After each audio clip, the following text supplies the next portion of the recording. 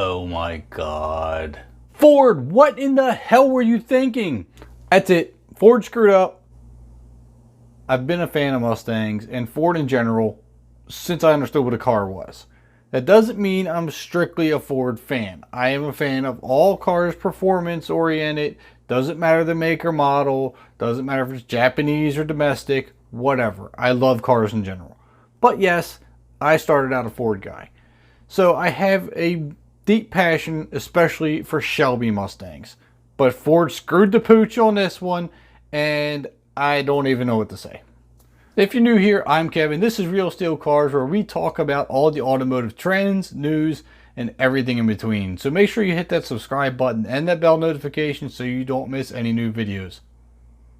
So it's no big secret that everybody's been comparing the C8 mid-engine Corvette and the 2020 Shelby GT500. Problem is, now that all the specs are out, everything's on the table, except the official times for the C8, which we still have no idea why Chevy's withholding all that information.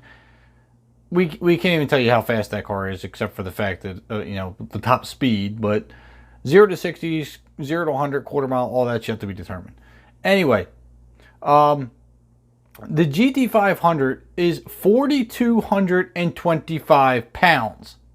That is a fat pig. That is Hellcat territory. The Hellcat is 4,400 and change. So you're talking 200 pounds shy of a Hellcat.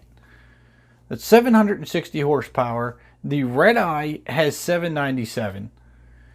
And the Shelby GT350 comes in at about 300 pounds, give or take, less than the GT500. I cannot believe they produced the car with that much horsepower. And I know what everybody's going to say, well, it's a track-oriented car and blah, blah, blah. It doesn't matter. The majority of the people who own Mustangs drag race them. Barely anyone goes to the track with them. And the Shelby GT500 has historically been a drag car. Now we're going to try and turn it into something more, which now you've just added a crap ton of weight. And I know everybody says, well, DCT is going to make it faster. You know what? You're right. It probably is. But here's my problem with all of this. It's still a fat pig. You know, the sad part is there's SUVs out there that weigh less than these cars. And that's going to be a topic for another video. But seriously, the Ford Escape weighs less than the GT500. All right, yes. It does 0 to 60 in 3.5 seconds. The quarter mile, it's probably going to run in 10.8, 10.9. They said sub 11 seconds, so we're probably going to go with the 10.9 area. We don't have any official numbers on that yet. The Redeye Hellcat. This has got to be where its direct competitor is. It's got to be the Redeye Hellcat. That's kind of what Ford was mentioning earlier. The Redeye does 0 to 60 in 3.4. Quarter mile, depending on which article you read, is either 10.8 to an 11.2. Somewhere in that vicinity. That is still a fast car as well. Now, here's where, as a Ford guy, in the past, alright, I'm still a fan of Mustangs though, I have to look at it from a different light now, because it is such a heavy car. Now I look at the Redeye Hellcat and go, you know what? That's a heavy car too. It runs the same 0 to 60. It's probably going to run a pretty close quarter mile. But the interior of that Hellcat is still very nice. And it has a large enough usable back seat that I can put people in. Can't say that about the GT500. And let's face it, that wide body kit on that Hellcat looks pretty damn good. So, now I'm in a predicament. And let's add on top of that, the Redeye Hellcat is the same price. Same starting price. So, after add-ons, MSRP, dealer markup, because it's a specialty built car, the Hellcat is going to be significantly cheaper than the Shelby GT500. So now what do? If it were me, I'd go out and buy the Redeye Hellcat. Now what we're going to do is compare the Redeye Hellcat to the C8 Corvette.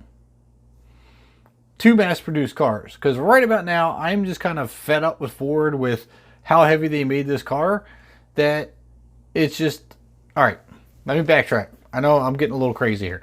That GT500 is going to get pulled down the road by an 18 or 19 Mustang GT with a supercharger on it for half the price. So if you take an 18 or 19 Mustang GT with a 10R80 automatic, slap a supercharger on it, you will yank that GT500 down the road. That is a 9-second car. Been proven multiple times. So then what? You've got a very expensive Shelby GT500 that you're losing races with. I don't know. So let's go back to the C8 Corvette now. We know its starting price is $60,000. Isn't going to stay there. To get a decently equipped C8 Corvette out the door with the Z51 package, you're looking at low to mid 70s. Easy. So that's right about Hellcat range. Now, the C8 Corvette has a pretty sick 0 to 60 of under 3 seconds. If you get the Z51 package, it's going to handle insanely well. So you can take it to the track, you can take it to the drag strip, you can do whatever you want with it. It's still going to be a fun, fast car. Problem is, with the C8 Corvette, you're down on horsepower by, good Lord, almost 300 horsepower, or right about 300 to the Hellcat. After that 0 to 60, that extra horsepower from the Hellcat or the GT500 is going to start creeping back up on you. So you may win, say, the 8th mile, but by the end of the quarter mile, that Hellcat or GT500 is going to end up past you. May not be by a lot, but I still say one of those two cars are going to be faster than the C8. But my problem still resides with the GT500. I see this happening all day. As soon as somebody sees one of these GT500s on the road, it's going to be, I need to race him. Because somebody's going to be out to prove a point, the fact that their 18 or 19 GT with a supercharger is going to be faster. Because we all know with a blower on, they're putting 700 plus to the tires. If you got a VMP, you're almost right at 700 on the dot. And you're several hundred pounds lighter than the GT500. Sorry, Ford. Again, screwed the pooch on this one. I don't understand what your thought process was. I'm at a loss of words. So if it were me, I'd probably go out and buy the Redeye Hellcat. It is big and heavy. It's, 200 pounds more than the GT500. It's got a nice interior. It's got a big usable back seat. It's more dailyable than the GT500. It's cheaper and just as fast. All right, changing gears. My clip of mini news, my little bit of mini news that I have at the end of all my videos.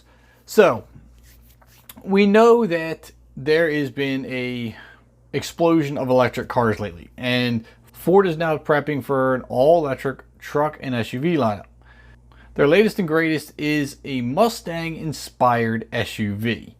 It looks like it's kind of the same size as the Ford Edge, but they don't have a whole lot of details about it. It's kind of a new development.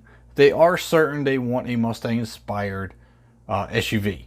It's going to be all-electric. We don't know the horsepower or anything else like that, but we do know that Porsche has been working on an all-electric Taycan, and Tesla's got their all-electric lineup, and there's a couple more. I can't think of them off the top of my head, but I know there's a few.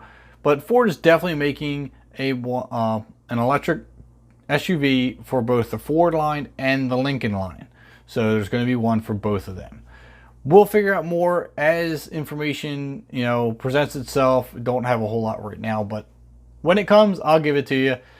Thanks for tuning in to Real Steel Cars. Please hit that subscribe button and that bell notification so you don't miss any new videos. And don't forget to leave your comments down below on what you think of this topic. Is the Mustang a complete failure? Is the Hellcat a better buy? I don't know. Let me know. Let's start a discussion on this. Let's go for it. Let's get those comments going. And on that note, I'll catch you on the next video.